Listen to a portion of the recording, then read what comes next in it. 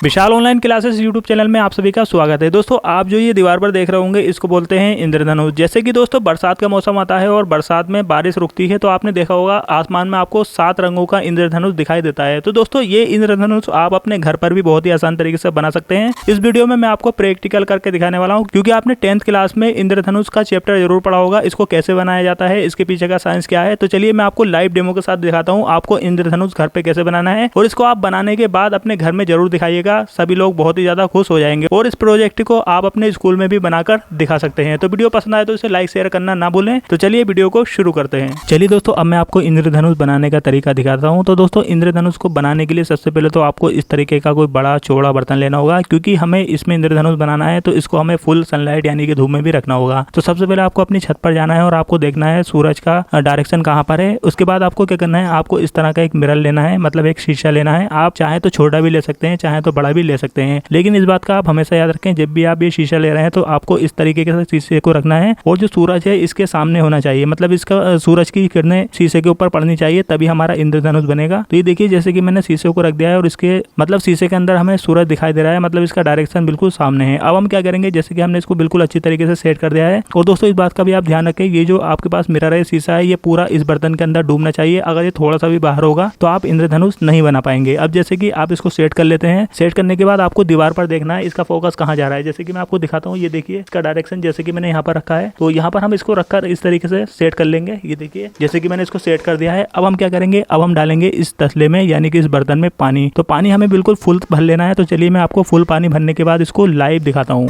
ये देखिए दोस्तों, मैंने पूरा फुल पानी भर दिया है। अब हम मिरर को यानी कि शीशे को अच्छी तरीके से एक बार सेट कर लेते हैं और उसके बाद मैं आपको दिखाता हूँ कि हमारा इंद्रधनुष कैसा बना है। तो दोस्तों, फाइनली हमारा इंद्रधनुष बनकर रेडी है। अब मैं आपको सेटअप दिखाता हूँ। ये देखिए दोस्तों, मैंने शीशे को इस तरीके से सेट किया है और आप देखें, अगर आपका शीशा अगर गिरता है तो आप इस तरह से कोई भी पत्थर या फिर आपके पास गिट्टी हो तो आप इसको रोक लीजिए, क्योंकि हिलता बहुत ज्यादा है। अगर शीशा आप सिंगल लगाएंगे तो ये हिलेगा, इसीलिए आप इसको अच्छी तरीके से इस तरह से सेटअप कर सकते हैं। और फाइनली अब आप दीवार पर देख सकते हैं, मैं आपको दिखाता हूँ। ये देखिए दोस्तों, ये हमारा इंद्रधनुष बनकर तैयार हो चुका है। इसमें 7 रंग आप देख सकते हैं आसानी से। तो इसी तरीके से आप भी अपने घर में इंद्रधनुष को बना सकते हैं, वो भी बिना बरसात के। तो आई होप की वीडियो आपको पसंद आई होगी और आप समझ गए होंगे इंद्रधनुष को घर में कैसे बनाना है। तो इसके पीछे का साइंस क्या है, ये तो आपने हाई स्कूल में जरूर पढ़ा होगा। आप नीचे कमेंट करके जरूर बताइएगा कि इंद्रधनुष आखिर दीवार पर मैंने कैसे बनाया है और इसके पीछे का क्या साइंस है। तो वीडियो को लाइक शेयर करना ना भूलें। मिलते हैं अगले किसी नए एक्सपेरिमेंट में। तो आज की वीडियो में इतना ही। Thank you for watching.